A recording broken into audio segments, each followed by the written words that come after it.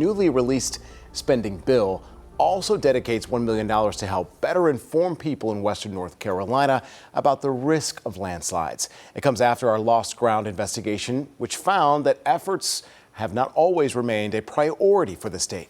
As WCNC Charlotte's Nate Morabito previously discovered, people in most Western North Carolina counties did not have access to potentially life-saving information about landslides before Helene, Nate. Yeah, and they were blindsided as a result, Colin. That storm triggered thousands of landslides in our state, killing at least 31 people, including people who unknowingly lived on land that was home to past landslide activity, an indicator of future danger.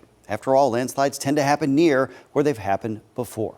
If passed, the proposed state budget will dedicate $1 million to continue mapping historic landslides in the mountains. Those maps, you can see there, are published online for the public, planners, realtors, builders, and others to see so they can know the risk ahead of time. As our investigation found, past politics stalled the program for nearly a decade, drastically slowing down scientists' efforts to identify every landslide that's ever occurred. The result, most Western North Carolina counties were unmapped before the deadliest disaster in North Carolina history. That's still the case today.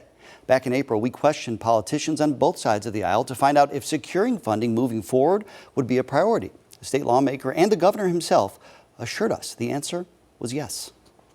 What are you going to do to try and make sure that funding happens? Well, certainly advocate for the program and to try to get it try to get us where we need to be with it. We want to accelerate the mapping and get this entire region covered as quickly as we can. Our goal is to ensure that homeowners at risk of landslides know that.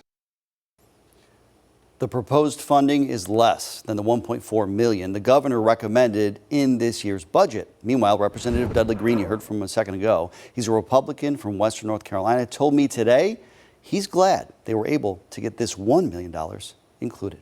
Potentially life-saving money, Colin. Yeah, and I mean, in the scope of things, obviously billions of dollars still needed to get the infrastructure back to where it's from. But this is maybe just a step in the right direction here, Nate. So thanks for highlighting that. Yeah, of course. And also $700 million proposed to go to Western North Carolina relief and recovery from Helene.